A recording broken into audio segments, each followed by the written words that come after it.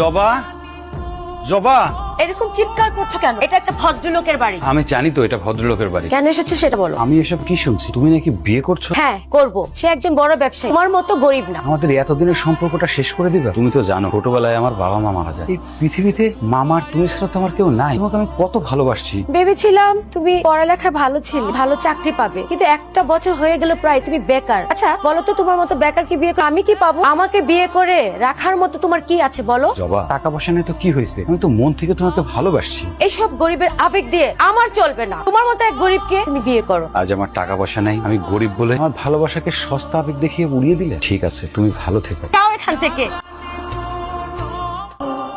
যাচ্ছি, ভালো থেকো তুমি।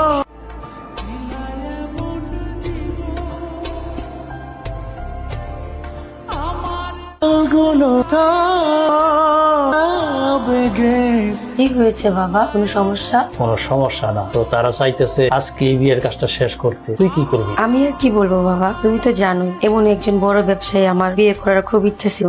এই ছেলেকে আমি হাতছাড়া করতে চাই। বাবা তুমি রাজি হয়ে যাও। আত্মীয় স্বজন কাউরে না জানাইয়া বিয়ে করাটাকে ঠিক হয়? সংসার তো করবো আমি, আত্মীয় স্বজন না। এত চিন্তা করো না তো, তুমি সবকিছু ঠিকঠাক করো। ঠিক আছে, তুই যখন এই বিয়েতে রাজি আছো আমি কিছু বলবো না। ছেলের সাথে কথা বইলা বিয়ার দিন তারিখটা ফাঁকা করে ফেলে। আচ্ছা বাবা ঠিক আছে, তাই। কি হলো, আপনি এমন চুপ করে আছেন যে? আসলে আপনাকে দেখে আমার মুখ দিয়ে কথা বেরোচ্ছে না, সবকিছু যেন এলোমেলো হয়ে যাচ্ছে। কিরে সারাদিন কোথায় ছিলি? মন খারাপ কেন?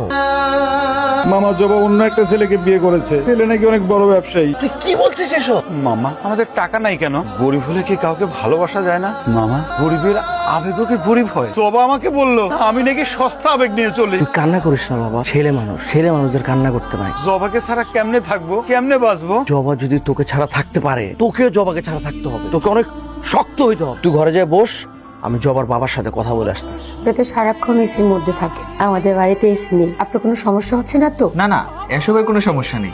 এক কাজ করো, তুমিও খাবার নিয়ে বসো, একসাথে খাবো। জবার বাবা বাড়িতে আছেন নাকি?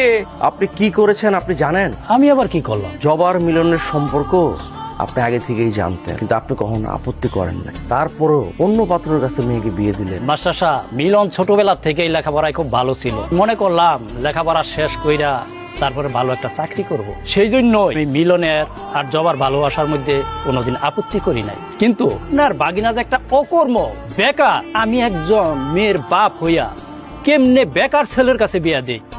তাছাড়া আমি জবার মতামত নিয়েই এই বিয়া দিছি। আপনি যে কত বড় ভুল করেছে সময় হলে টের পাবেন। ঠিক আছে, যান ভিতরে যান, আপনার পয়সাওয়ালা নতুন জামাইকে একটু আদর যত্ন করেন।